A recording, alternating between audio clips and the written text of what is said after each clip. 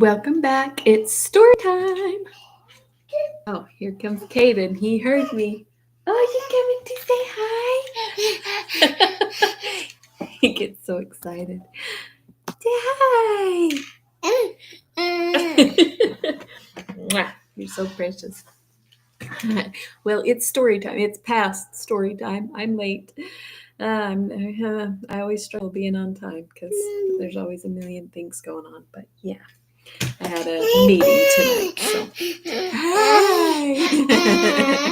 I already started cleaning up the kitchen, and it's almost 10 o'clock. And yeah, we have finished school. It's just one of those days. Anyway, yeah, one of those days. But here we are. It's story time. Let's read. But before we get started, what did you have for dinner? Put it in the chat. It's kind of my thing. I love to cook. I love ideas. I love sharing. We had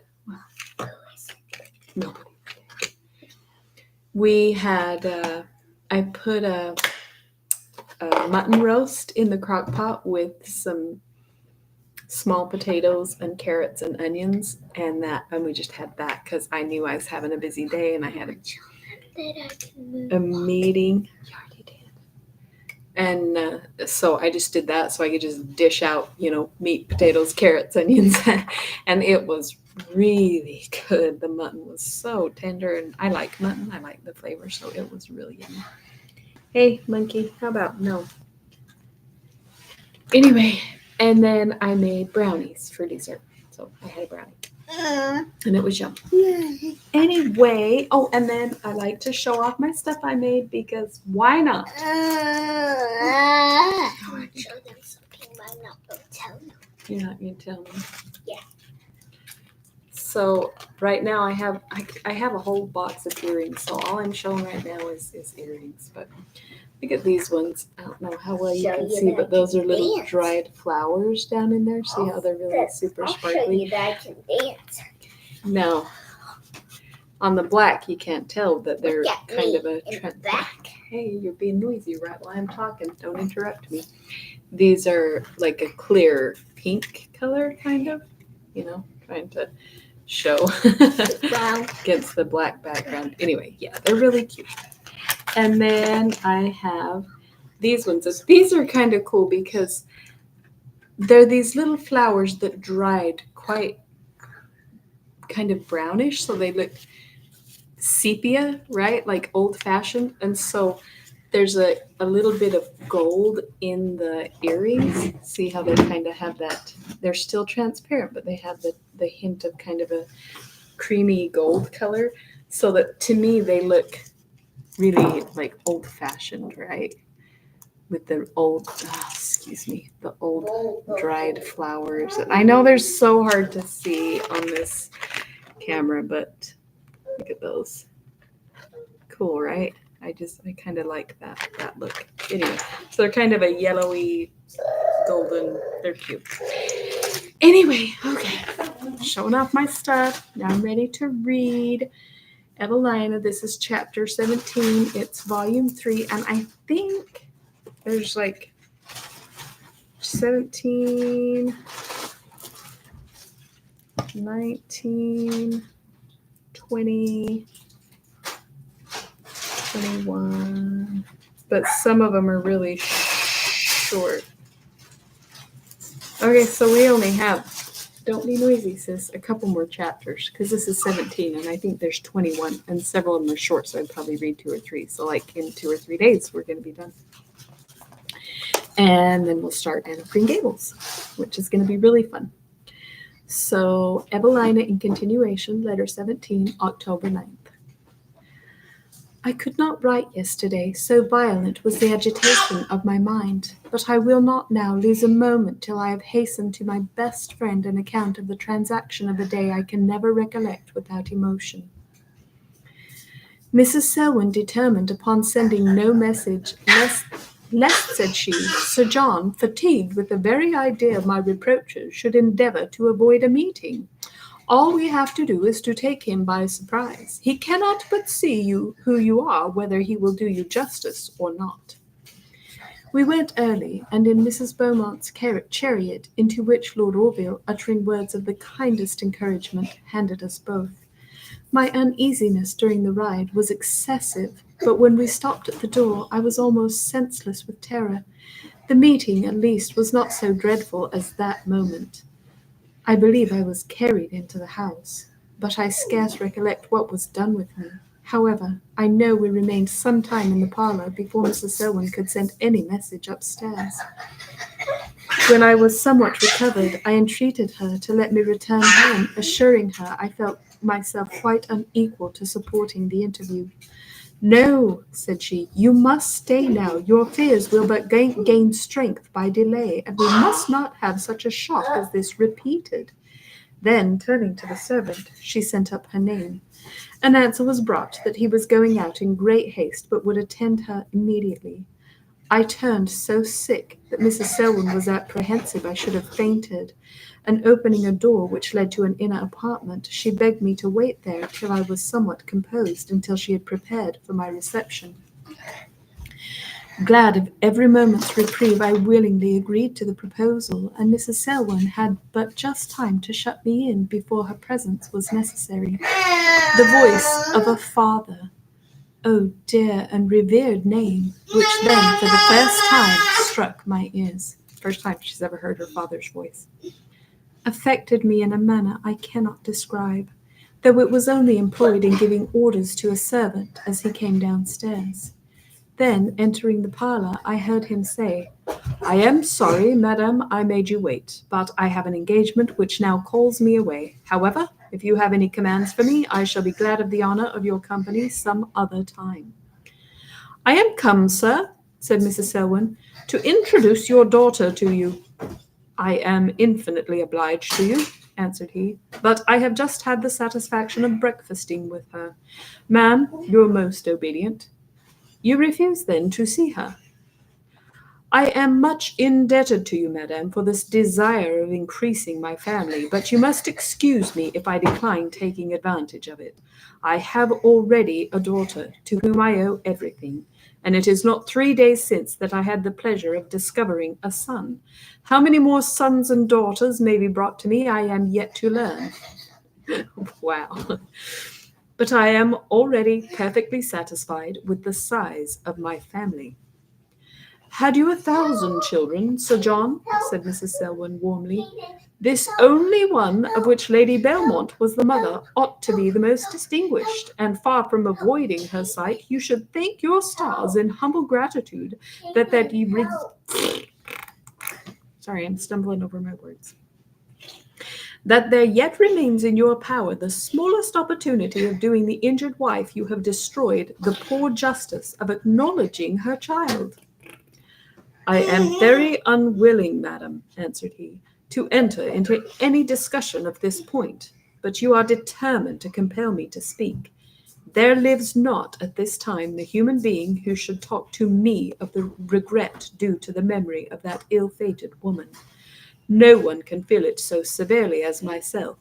But let me, nevertheless, assure you, I have already done all that remained in my power to prove the respect she merited from me. Her child I have educated and owned for my lawful heiress. If, madam, you can suggest to me any other means by which I may more fully do her justice and more clearly manifest her innocence, name them to me, and though they should wound my character still deeper, I will perform them readily. All this sounds vastly well, returned Mrs. Selwyn, but I must own it is rather too enigmatical for my faculties of comprehension. You can, however, have no objection to seeing this young lady?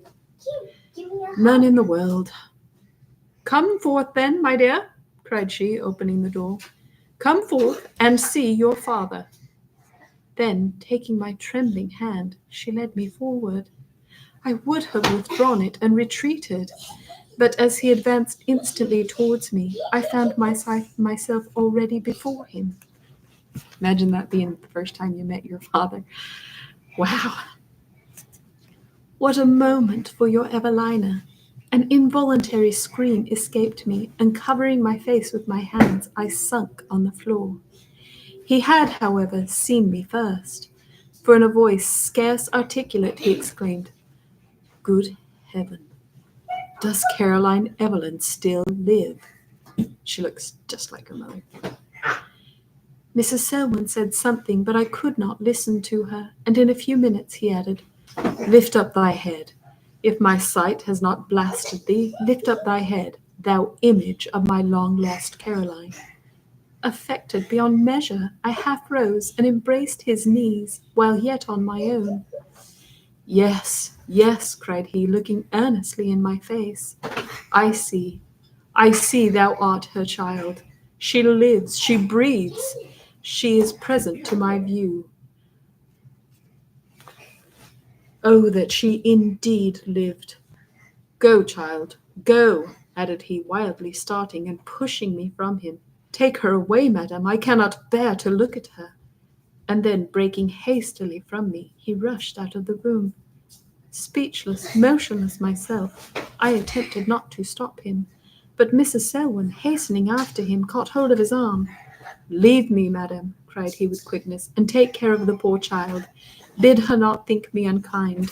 Tell her I would at this moment plunge a dagger in my heart to serve her, but she has set my brain on fire, and I can see her no more. Then, with a violence almost frantic, he ran upstairs. Oh, sir, had I not indeed cause to dread this interview, an interview so unspeakably painful and afflicting to us both? Mrs. Selwyn would have immediately returned to Clifton, but I entreated her to wait some time in the hope that my unhappy father, when his first emotion was over, would again bear me in his sight.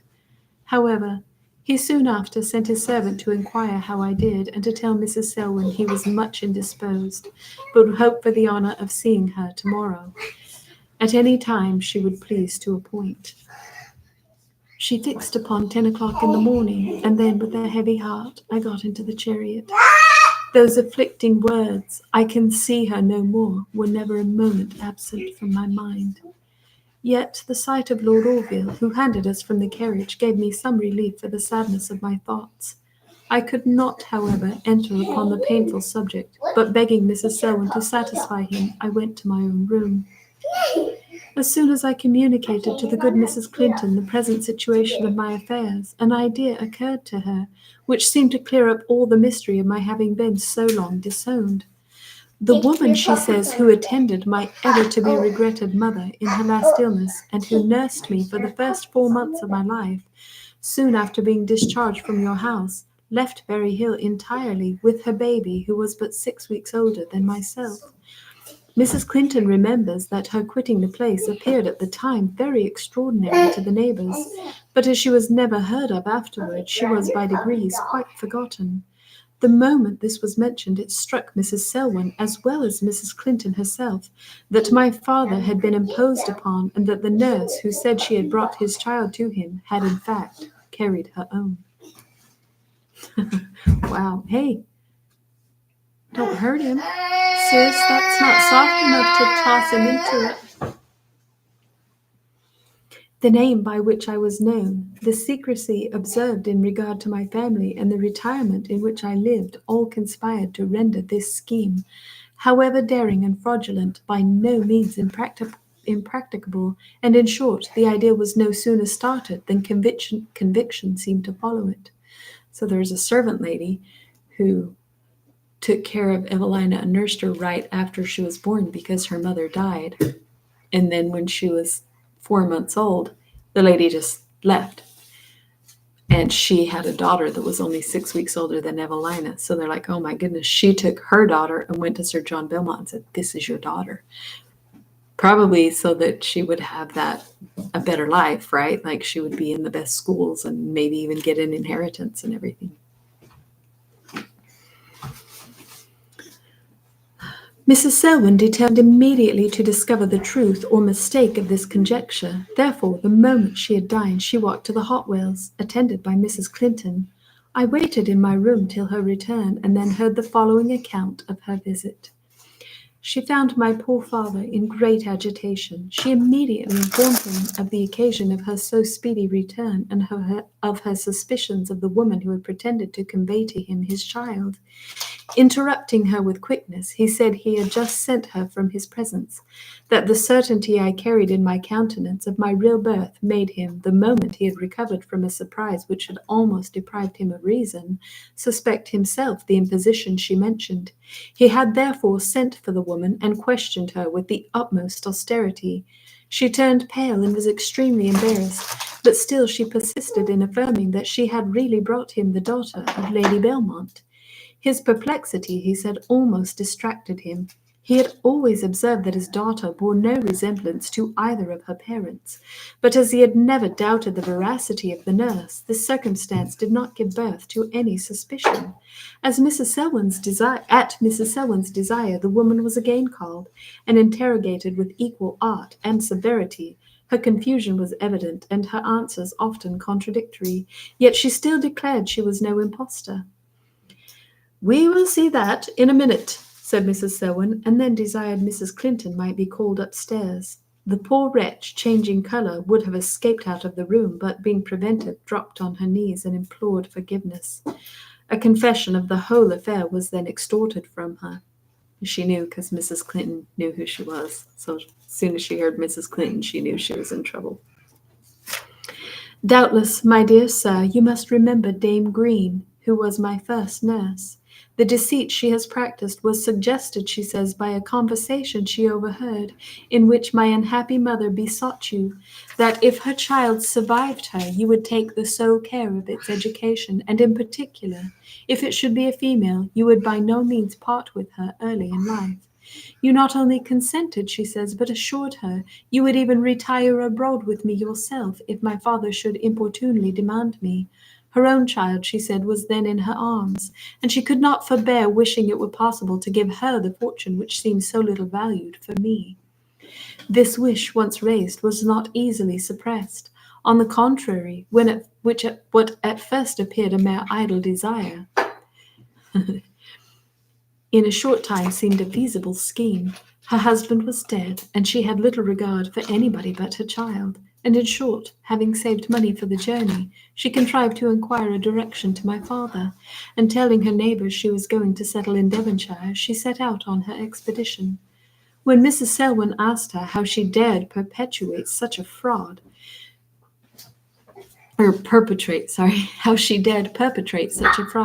she protested she had no ill designs, but that as Miss would never be the worse for it, she thought it a pity nobody should be the better. Her success we are already acquainted with. Indeed, everything seemed to contribute towards it.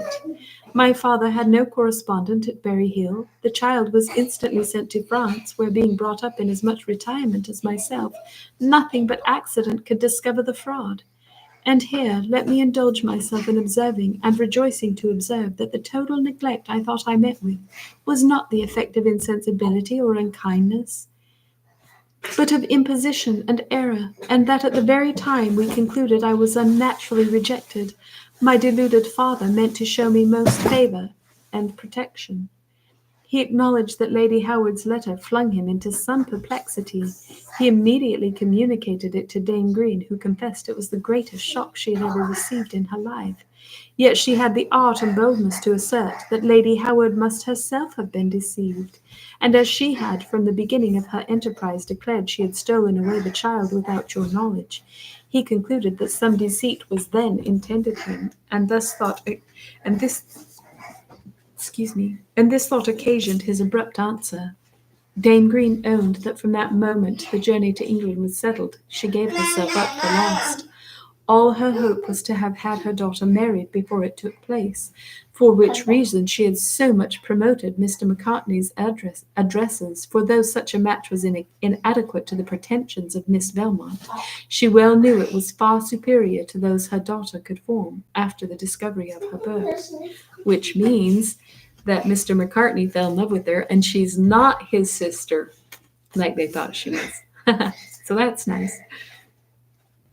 My first inquiry was if this innocent daughter was yet acquainted with the affair.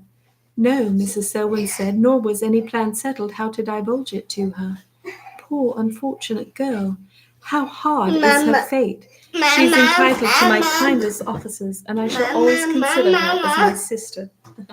She's so sweet. She's such a sweet girl. What, baby? I love you. Mama. I then asked whether my father would again allow me to see him.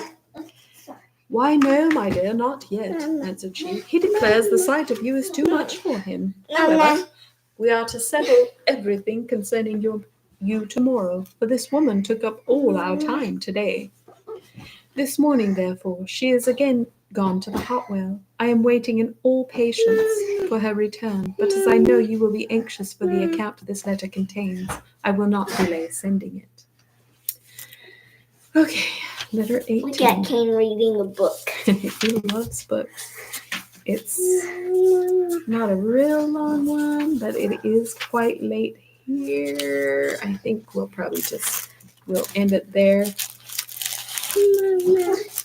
We'll see you tomorrow, maybe. Bye. We'll probably see you tomorrow, maybe. Hopefully. Anyway, make sure you leave a like on the video. Yeah, and subscribe. And leave a comment if you like it. That's right. Leave the comments if you like it. Kaylissa knows. She knows better than I do. She knows all this stuff. Yeah. Do the comments and let me know what you think about this video. Anyway, we'll pick up tomorrow, and it'll probably, I'm kind of guessing that I'll probably finish it Friday night, and then I'm going to be gone. I have an event Saturday and Sunday, so we'll probably just start Anne of Green Gables on Monday, which that would be good to start the week, start anew. Baya says, you guys are the best, and he's sending you hearts. Aw, look at the hearts, Kaden. Oh, see? Oh, lots of love. Oh. Yeah. Want to see me do a crazy trick? You're going to do a crazy trick? Turn it around. Over here.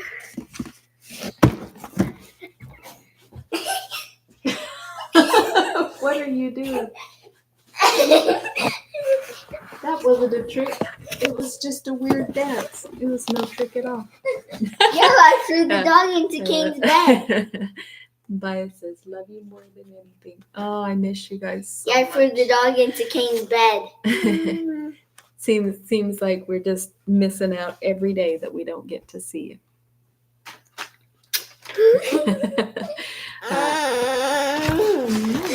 It's so weird. It's a little too up close and personal.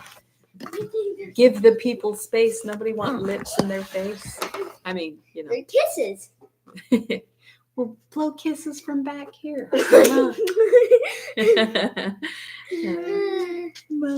Here's Kane's dog.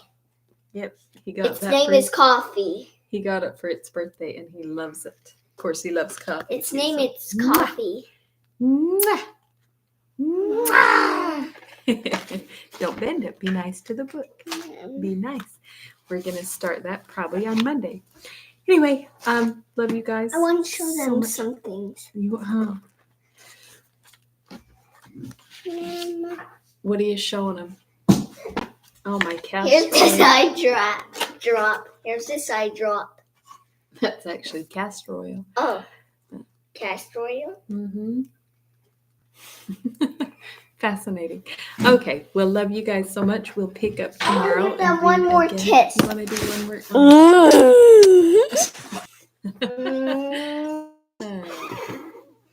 Say goodnight. Say bye. Say bye-bye. No? You're not going to say bye? Look. Say bye. Can you blow a kiss? Wait. Oh. Okay. Bye says goodnight.